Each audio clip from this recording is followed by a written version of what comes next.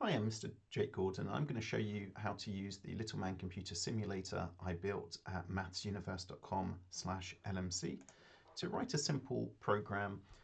I think the program we're going to build will just be outputting even numbers up to a maximum, let's say even numbers from 0 to 100.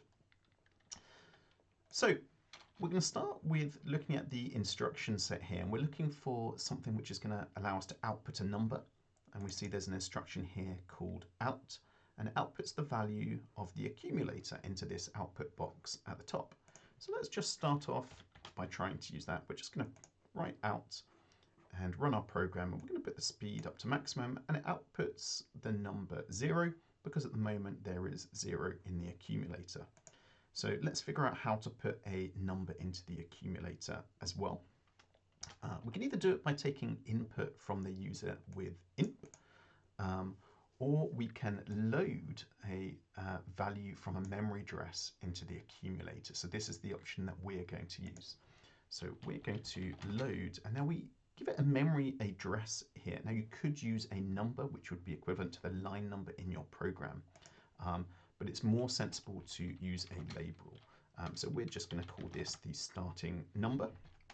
And at the bottom of our program, we're going to make a place to store that data with this dat instruction. And we're going to start with the number 0 because we want even numbers starting from 0. Really important before our data line that we have a halt instruction as well, because otherwise it's going to continue reading our data lines as though they are instructions. So let's just try running this program, see if it does what we want. Oh, and it says instruction LDA start on line 0 references a label start that hasn't been defined. So we need to actually label this one start. That's what enables us to use this label start at the end of this line. Generally, I like to have optional labels at the front and then the mnemonic in the middle and the operands or the value they're working on at the end. So we can press space at the front of lines just to tab those in. Okay, so it's going to load what's in memory address start, which has the number 0. Let's run this program and we can see it's outputting 0. If I was to change this number, let's say we wanted to start at even numbers from 2 instead, now we're outputting 2. Okay, so we've output our first number. Now what we really want to do is add 2 to it and then loop around. So after we've output that number, let's see, we want to really add the number 2, but as we'll see, this may not do what we're expecting. So let's try running our program. Oh, and we've got 100. Now, when I grew up, 2 plus 2 didn't make 100, so something has clearly gone wrong here. And what it is we need to be using a label instead, because what LMC uses is something called direct memory mode addressing rather than immediate memory mode addressing, which is what I'm trying to do here, which is where we need to reference a memory address. So here we either can be doing the line number starting from 0, 0, 1, 2, 3, 4, 5 of where like the number 2 is, or we can give it a label. So I'm going to call this one 2, and while this one has 2 stored in it at the moment, we're going to make another memory place to store some data here, which is going to start with the number 2. In fact, we wanted to start at 0, didn't we? So we're going to do even numbers from 0 up to 100. Okay, so we're going to add what's stored in the memory address labeled 2, which has the digit 2 in, number 2 in it, and then we're going to output that one as well. Let's run our program, and as we'd hope, we've now got 0, 2. Now, of course, we could simply copy this code and do it 50 times, right? And this would output all the numbers from 0 to 100, but I'm hoping you're realizing this isn't a very efficient way of doing it. So far better is if we have some sort of a loop here instead. So what are we trying to loop between? Well, really what we want to be doing is we want to be adding 2, or in fact, I guess we could start at, no, we could, no, so yeah, we want to be adding 2 and then outputting, and then we want to be adding 2, then outputting, adding 2, then outputting. So we want to create a loop which has these 2 lines of code in. So let's get rid of these lines. And these are the 2 lines we want to be looping between. So how do we create a loop in Little Man Computing? Well, we use one of these branching or jump instructions. So BRA is unconditionally always going to be branching or jumping to another line. So let's start with this one. After outputting here, we're going to branch, and then again this takes a label of a memory address. So we're going to be branching, well, we want to branch to this line. So we're going to have to give this one a label. So I'm going to call this one loop, although I could have used any word there. And we're going to be branching back to loop, and we're always going to be doing that. So hopefully we'll see some sort of an infinite loop going on here. We're going to press assemble and run. We do indeed have an infinite loop, which is counting up. And when it gets to 128, it actually loops back around to -128. This is a part of the number system we're using here called 2's complement to store positive and negative numbers. But as you can see, there's an infinite loop happening. Now, we don't want to go on infinitely. I said we want to keep on going until we get to the number 100. So firstly, we're going to have to store the number 100 somewhere. So I'm going to call this number max, and we're going to put the number 100 in there.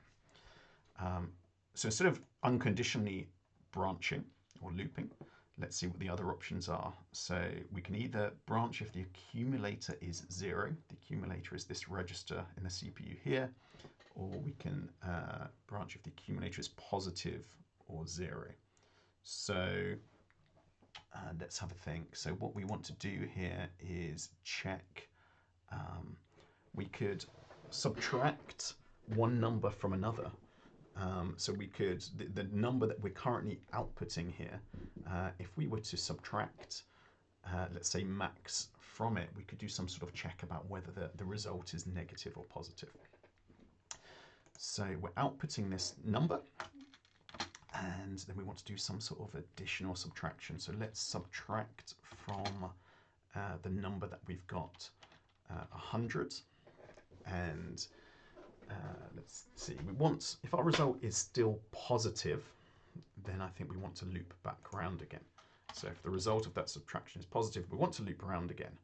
But we're going to get something strange happening here. Let's have a look. Oh, we only went to 0, then we went to 2, and then it stopped. Well, one thing we've lost when we've subtracted this number, we've changed the value in the accumulator to the result of that subtraction. But we haven't kept a track of kind of the number that we're increasing here. So we're going to have somewhere to keep track of that. Let's call this, I don't know, current. Curve for current. And we're going to start that number off with nothing in it. Or we could reuse this one here. That might make more sense. So rather than calling this one start, we're going to call this let's just call it the value. What's the current value? So we're going to start by loading whatever the current value is. We're adding 2 to it. We're outputting the result.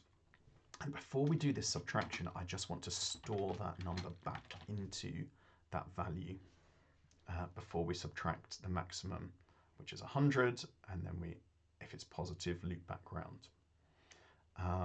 So we stored it in value, but we also need to make sure we are loading before we add 2 to it. So I'm going to change this line to load that value before we add 2. And let's just see what's happening here now. Oh, we're still only going 0 then 2. So we're subtracting the maximum, and then we're branching if positive. Let's just try branch if 0. Do I have my branching the wrong way around? No. So we're adding 2. So at the moment, the value in the accumulator should be 2.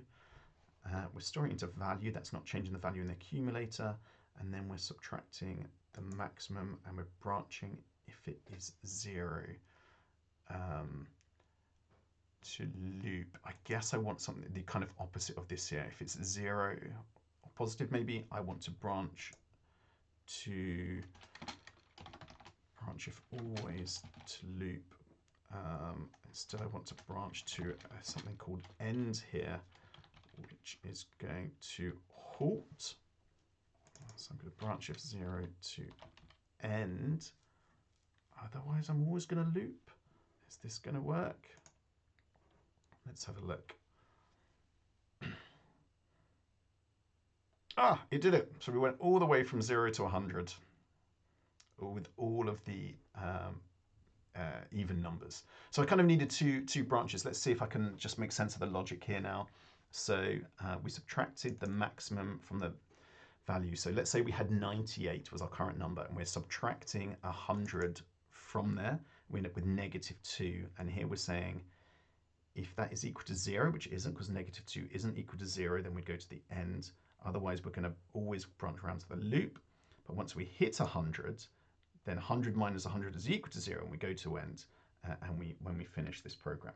Okay, there's probably a different way that we can do this with our logic, but we've got a program that works, and I hope you've learned something from it.